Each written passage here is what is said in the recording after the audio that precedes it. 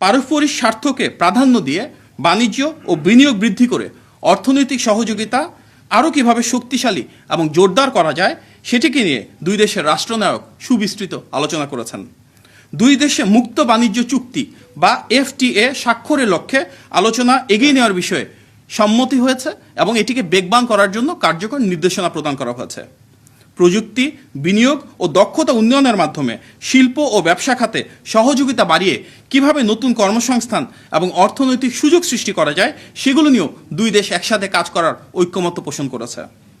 একই সাথে হালাল শিল্প ও হালাল ব্যবসার সম্ভাবনার যে অপার গুরুত্ব রয়েছে সেটিকে অনুধাবন করে কিভাবে মালয়েশিয়ার বেস্ট প্র্যাকটিস আমরা বাংলাদেশে অ্যাডাপ্ট করতে পারি হালাল শিল্পের বিকাশের জন্য সেগুলি নিয়ে দীর্ঘ আলোচনা করা হয়েছে।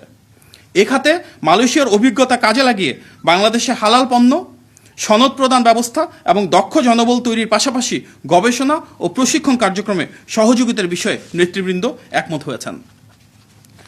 প্রিয় সাংবাদিক ভাই ও বোনেরা, আজকের আলোচনায় কৃত্রিম বুদ্ধিমত্তা বা এআই, ডিজিটাল অর্থনীতি, সাইবার নিরাপত্তা ও আধুনিক প্রযুক্তি খাতে সহযোগিতা বাড়ানোর বিষয়ে গুরুত্ব আরোপ করা হয়েছে। পাশাপাশি বাংলাদেশের তথ্য প্রযুক্তি খাতে বিশেষ করে প্রযুক্তি পার্ক ও অর্থনৈতিক অঞ্চলে মালয়েশিয়ার বিনিয়োগ কীভাবে বৃদ্ধি করা যায় সেটি নিয়েও আলোচনা করা হয়েছে। আপনারা জানেন মালয়েশিয়ায় বর্তমানে প্রায় 11,000 বাংলাদেশি শিক্ষার্থী অধ্যয়নরত রয়েছে। বাংলাদেশ এবং মালয়েশিয়ার আর্থসামাজিক উন্নয়নে তাদের ইতিবাচক অবদানকে উভয় দেশ স্বীকৃতি দেয়। দুই দেশের সরকার প্রধান শিক্ষাক্ষেত্রে সহযোগিতা, বিশেষ করে বিশ্ববিদ্যালয়গুলোর মধ্যে অংশীদারিত্ব, যৌথ গবেষণা এবং কারিগরি ও দক্ষতা ভিত্তিক শিক্ষা সম্প্রসারণে একমত পোষণ করেছে। একই সঙ্গে কর্মবাজারের চাহিদা অনুযায়ী দক্ষ মানব সম্পদ গড়ে তোলা এবং শিক্ষার্থীদের দক্ষতা উন্নয়নের উপর গুরুত্ব আরোপ করেন উভয় সরকার প্রধান। প্রতিরক্ষা সহযোগিতা আরও জোরদার, সামরিক প্রশিক্ষণ ও দক্ষতা উন্নয়ন কার্যক্রম সম্প্রসারণ এবং জাতিসংঘ শান্তিরক্ষা মিশনে পারস্পরিক সহযোগিতা বৃদ্ধির বিষয়ে উভয় দেশ একমত হয়েছে।